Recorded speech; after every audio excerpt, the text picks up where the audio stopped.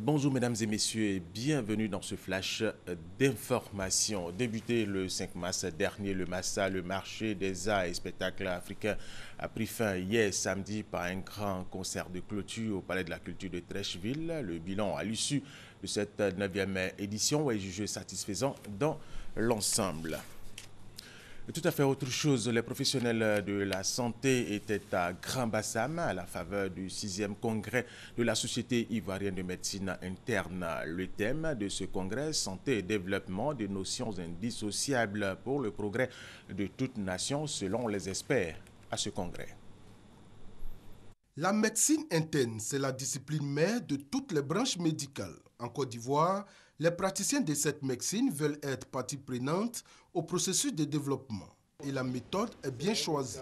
Nous voulons mettre sur pied une société qui va s'occuper de la prévention. Nous allons appeler cette structure l'hôpital des bien portants. Améliorer la santé des populations est un préalable à tout développement socio-économique.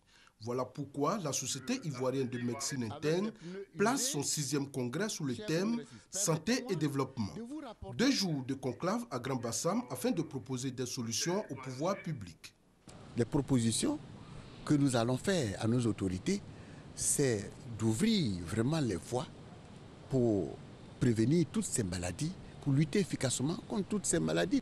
Tous les spécialistes s'accordent à dire que santé et développement sont indissociables.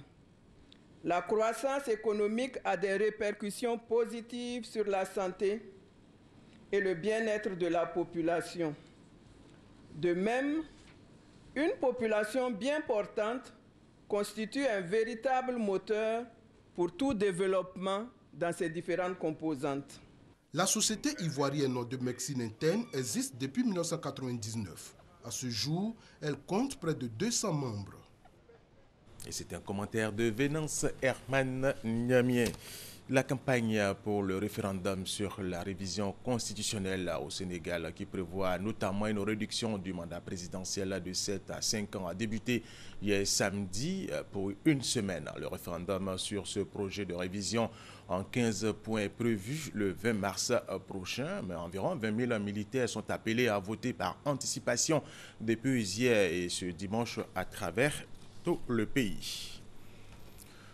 Le président gabonais Ali Bongo Ondimba a été investi officiellement hier samedi candidat à la présidentielle prévue au second semestre de cette année 2016, et cela lors du congrès annuel du Parti démocratique gabonais PDG, parti au pouvoir. Le chef de l'État gabonais, il faut le rappeler, avait pris les devants en annonçant dès le 29 février dernier sa candidature à un 2e mandat. Et l'élection présidentielle en Guinée équatoriale aura lieu le 24 avril prochain, selon un décret pris par le chef de l'État et candidat à sa propre succession, Teodoro Obiang Nguema. Le magazine de ce dimanche va s'intéresser aux réformes opérées pour améliorer la justice commerciale dans l'espace Ouada. Notre invité est le président du tribunal du commerce d'Abidjan, le docteur Komouin François, magistrat hors hiérarchie, qui est à la tête de cette institution depuis 2012. C'est ici que nous allons nous arrêter pour ce flash d'information. Merci de nous avoir suivis. Rendez-vous tout à l'heure à 13 h.